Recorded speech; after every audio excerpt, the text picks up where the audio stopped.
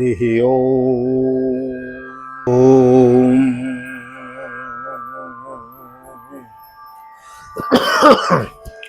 जय श्री राधे, जय श्री कृष्ण। आप सभी को एक बार पुनः आप सभी का बहुत बहुत स्वागत है आप ही के यूट्यूब चैनल विकी वीपीएस परिवार श्रीधाम वृंदावन।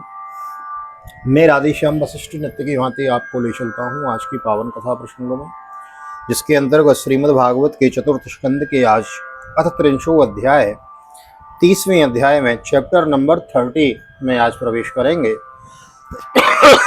गला थोड़ा खराब है, क्षमा करेंगे। और आइए मेरे साथ गोविंद नाम गुनगुनाइए।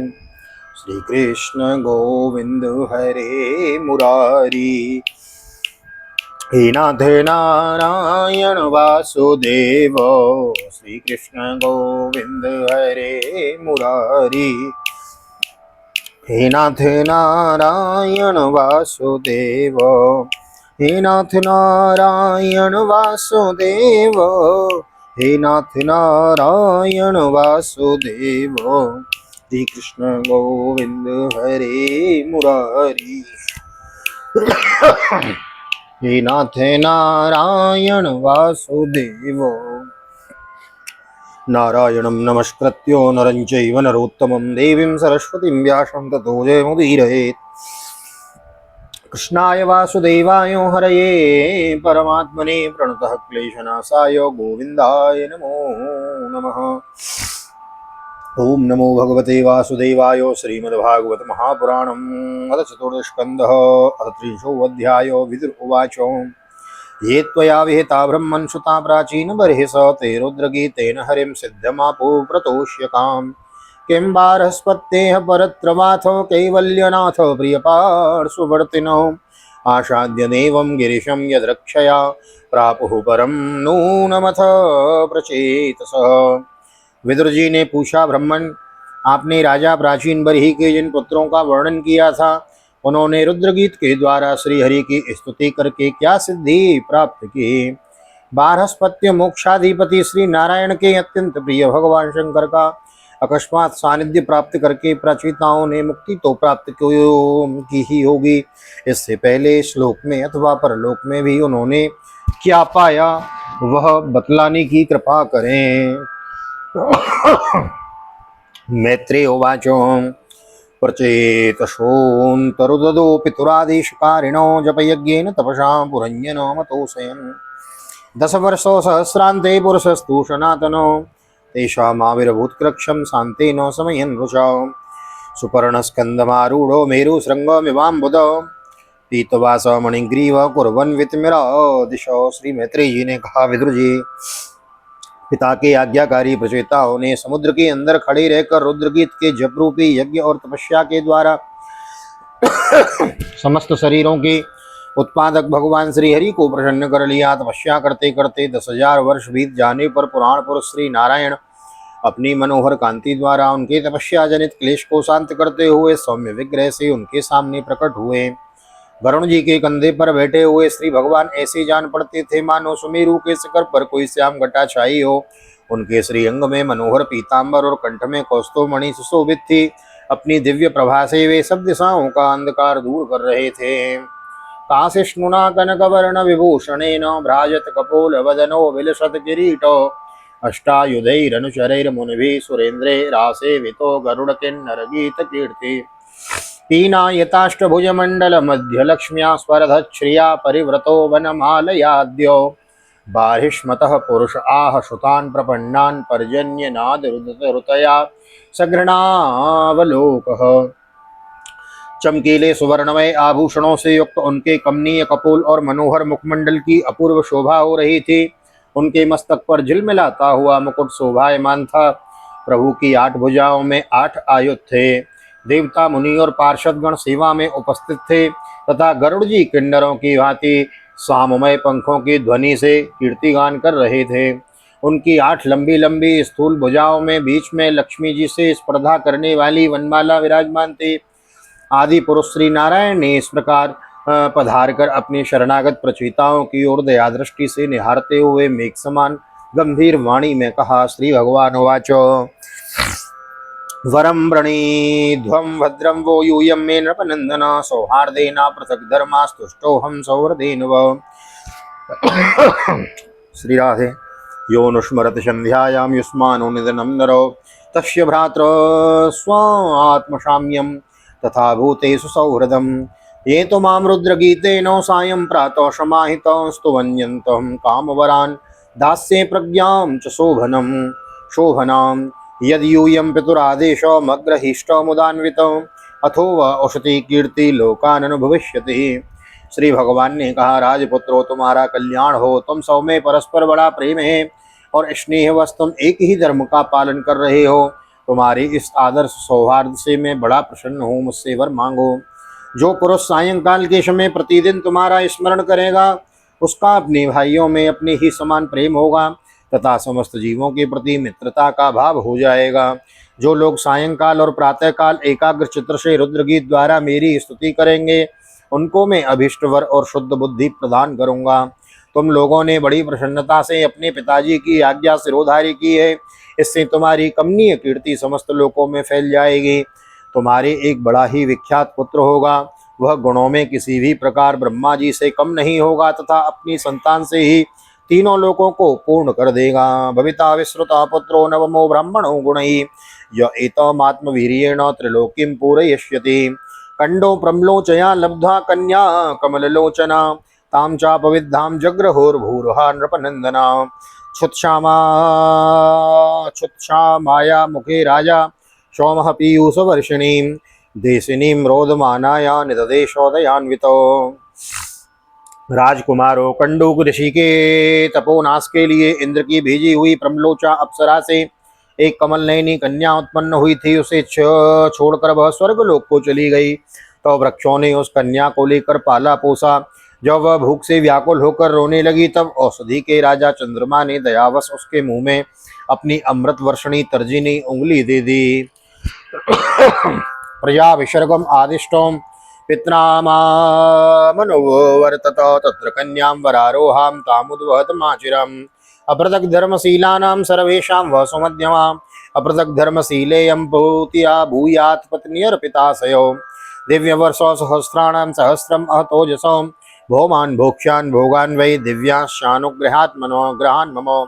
अतमय्य न पायिन्यां भक्त्या पक्वगुणाशयो उपयास्याथ मध्याम निर्विद्य निर्यादतो।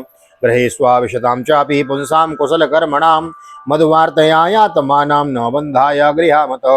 न वधवद हृदये यज्ञो ब्रह्मतेजो ब्रह्मवादिभिः न मुह्यन्ति न शोचन्ति न हस्यन्ति यतो गतः।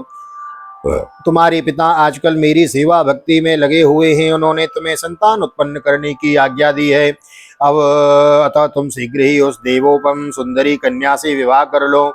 तुम सब एक ही धर्म में तत्पर हो और तुम्हारा स्वभाव एक सा ही है, इसलिए तुम्हारे समान धर्म और स्वभाव वाली वह सुंदरी कन्या तुम सभी की पत्नी होगी तथा तुम सभी में उसका समान अनुराग होगा। तुम लोग मेरी कृपा से 10 लाख दिव्य वर्षों तक पूर्ण बलवान रहकर अनेकों प्रकार के पार्थिव और दिव्य भोग भोगोगे। अंत में मेरी अविचल भक्ति से हृदय का समस्त वासना रूप मल दग्ध हो जाने पर तुम इस्लोक तथा परलोक में नरक तुल्य भोगों से उपरत होकर मेरे परम धाम को जाओगे। जिन लोगों के कर्म भगवत अर्पण बुद्धि से होते हैं और जिनका सारा समय मेरी कथा वार्ता में ही बीतता है, वे गृहस्थाश्रम में रहें तो भी घर उनके बंधन का कारण नहीं होता। मैत्रेयोवाचो एवं ब्रुवाणं पुरुषार्थ भाजनम जनार्दनम प्राञ्जलयः प्रचेतसः तद्दर्शनध्वस्ततमो रजो मला गिरा गृणन गदगदया सुहत्तमम्। वे नित्य प्रति श्री सीताराम श्री मैत्री जी कहते हैं, भगवान के दर्शनों से ही प्रचेताओं का रजोगुण तमोगुण मल नष्ट हो चुका था। जब उनसे सकल पुरुषार्थों के आश्रय और सबके परम सुहृद श्री हरि ने इस प्रकार कहा तब वे हाथ जोड़कर गदगद वाणी से कहने लगे, प्रचेतस ऊचो नमो नमः क्लेश विषा विनाशनायो निरूपितोदार गुणाह्वयायो मनोवचो वेग पुरोजवायो सर्वाक्ष मार्गे रगताध्वनि नमः। शुद्धाय शांताय नमः स्वनिष्ठया मनस्य पार्थम विलशद्वयायो नमो जगस्थान लयोदयेशो गृहीत माया गुण विग्रहाय। प्रचेताओं ने कहा, प्रभु आप भक्तों के क्लेश दूर करने वाले हैं, हम आपको नमस्कार करते हैं। वेद आपके उदार गुण और नामों का निरूपण करते हैं। आपका वेग मन और वाणी के वेग से भी बढ़कर है तथा आपका स्वरूप सभी इंद्रियों की गति से परे है। हम आपको बार बार नमस्कार करते हैं। आप अपने स्वरूप में स्थित रहने के कारण नित्य शुद्ध और शांत हैं। मन रूप निमित्त के कारण हमें आप में यह मिथ्या द्वैत भास रहा है।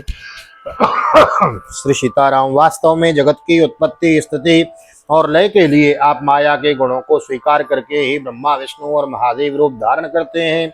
हम आपको नमस्कार करते हैं। नमो विशुद्ध सत्वाय हरये हरिमेधसे वासुदेवाय कृष्णाय प्रभवे सर्वशात्वताम्। नमः कमलनाभाय नमः कमलमालिने नमः कमलपादाय नमस्ते कमलेक्षणः। नमः कमलकिञ्जिलकौपिशङ्गमलवाससे सर्वभूतो निवासाय नमो युक्ष्महे साक्षणे। आप विशुद्ध सत्य स्वरूप हैं।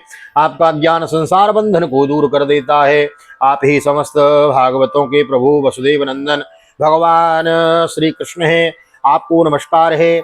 आपकी ही नाभि से ब्रह्मांड रूप कमल प्रकट हुआ था। आपके कंठ में कमल कुसुमों की माला सुशोभित है तथा आपके चरण कमल के समान कोमल हैं।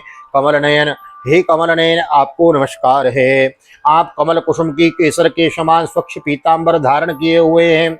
समस्त भूतों के आश्रय स्थान हैं तथा सबके साक्षी हैं। हम आपको नमस्कार करते हैं। रूपम भगवता त्वेदो अशेष क्लेश संक्षयम आविष्कृतम न क्लिष्टानां किमन्यो धनुकंपितम् एतावत्वं हि विभूते विभुभिर्भाव्यं दीनेषु वत्सलैः यदनुस्मर्यते काले स्वबुधिया भद्ररन्धनः येनोपशान्तिर्भूतानां क्षुल्लकानामपि हताम् अंतर्हितो अंतर्हृदये कस्मान्नो वेदनासि सः। भगवान, आपका यह स्वरूप संपूर्ण क्लेशों की निवृत्ति करने वाला है। हम अविद्या, अस्मिता, राग, द्वेष आदि क्लेशों से पीड़ितों के सामने आपने इस प्रकट किया है, इसे प्रकट किया है। इससे बढ़कर हम पर और क्या कृपा होगी। हे अमंगलहारी प्रभु, दीनों पर दया करने वाले समर्थ पुरुषों को इतनी ही कृपा करनी चाहिए कि समय पर उन दीनजनों को ये हमारे हैं इस प्रकार स्मरण कर लिया करें। इसी से उनके आश्रितों का चित्त शांत हो जाएगा।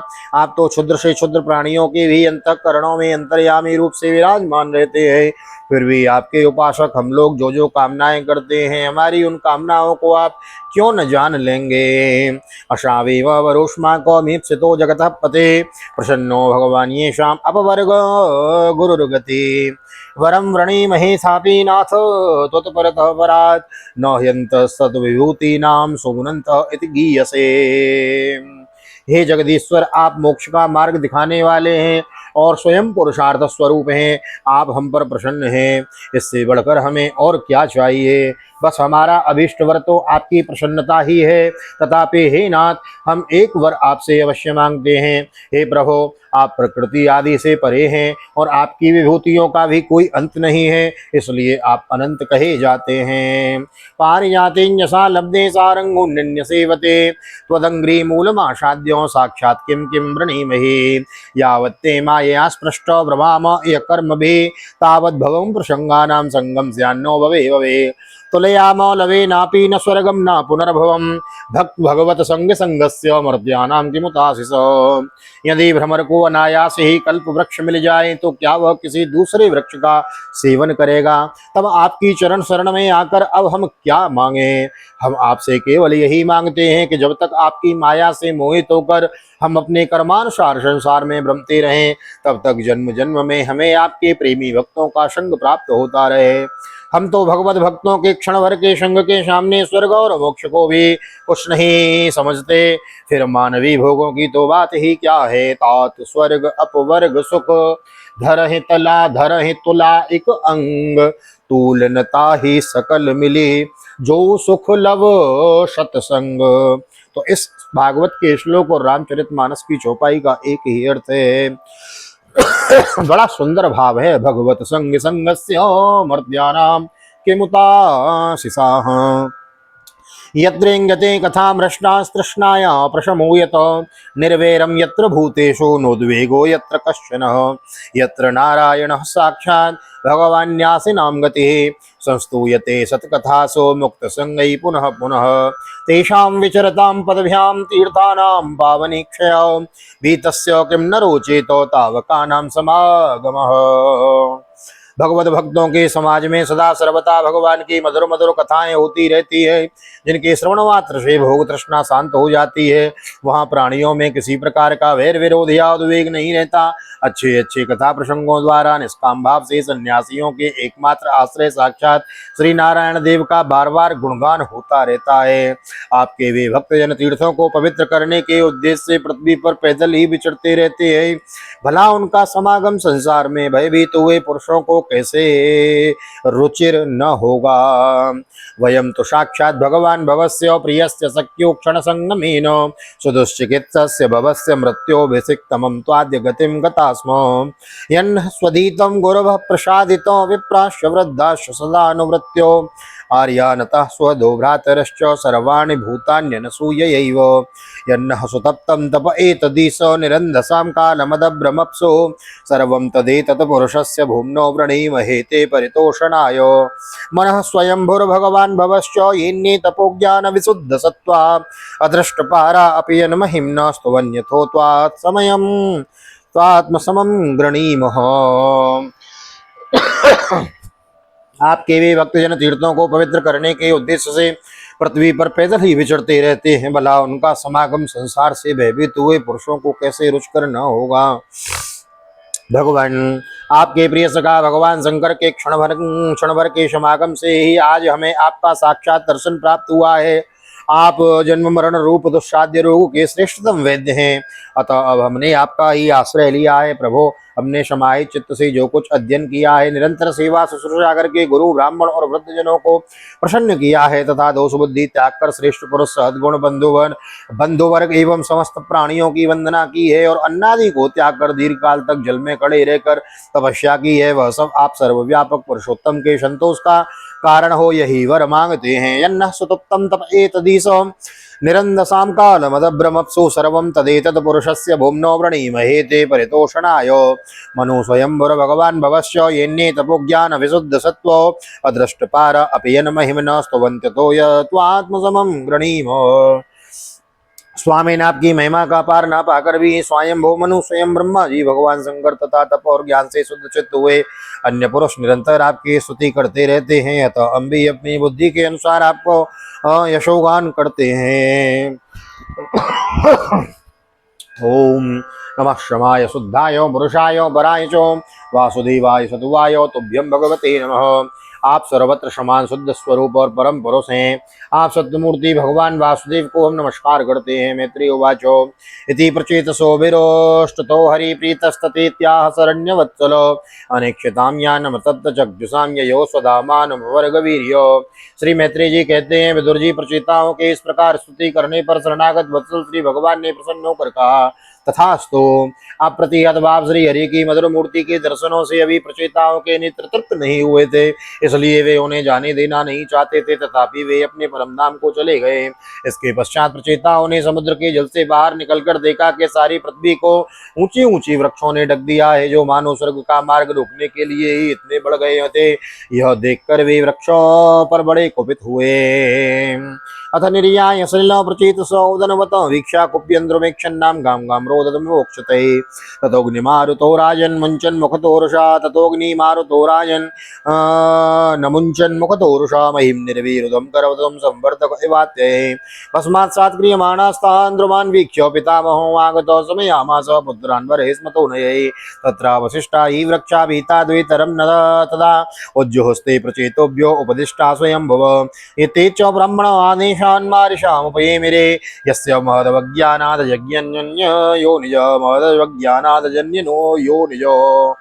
जब ब्रह्मा जी ने देखा कि वे सारे वृक्षों को भस्म कर रहे हैं तब वे वहां आए और प्राचीन बरी के पुत्रों को उन्होंने युक्ति पूर्वक समझाकर शांत किया।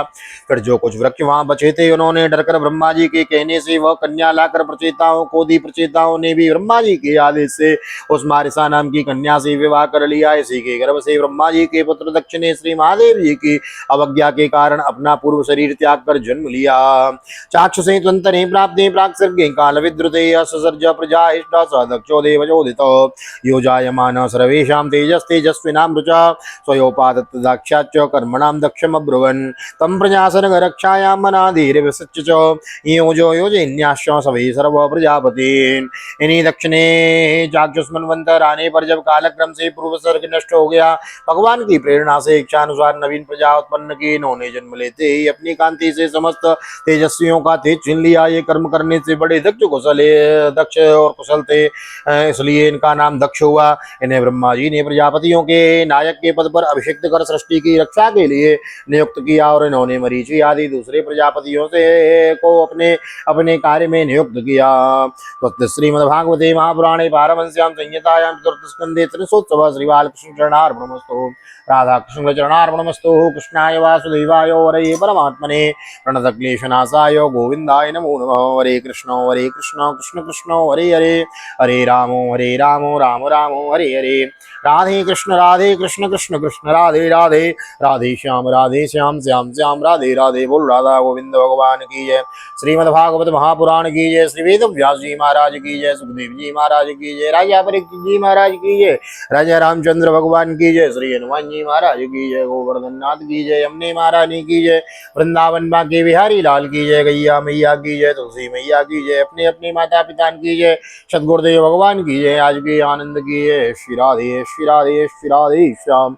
जय जय राधे जय जय श्याम। सबको मिले वृंदावन धाम, ऐसी प्रार्थना मेरी ठाकुर जी के चरणों में। यहाँ तक वीडियो बने हैं, वीडियो को लाइक कर दें और कमेंट में भागवत भगवान की जय लिख दें और शेयर करें अपने व्हाट्सएप ग्रुप में, फेसबुक पेज पे। और नए आए हैं, यूट्यूब पे देख रहे हैं तो चैनल को सब्सक्राइब करके जावें और फेसबुक के माध्यम से देख रहे हैं तो हमारे पेज को फॉलो कर लें। मिलते हैं अगले अध्याय में, अधिक त्रिशोध्याय 31वें अध्याय में। चतुर्थ स्कंद का अंतिम विश्राम अध्याय है। बड़ी दिव्य कथा चल रही है। नए आए हैं, चैनल को सब्सक्राइब किए बिना ना जाए। मिलते हैं अगली वीडियो में, तब तक के लिए श्री धाम वृंदावन भागवत निकेतन ठाकुर जी की सन्निधि, ठाकुर जी का दर्शन करते हुए आप सभी को हृदय से प्यार भरी जय श्री राधे, जय श्री कृष्ण। हरि ओम।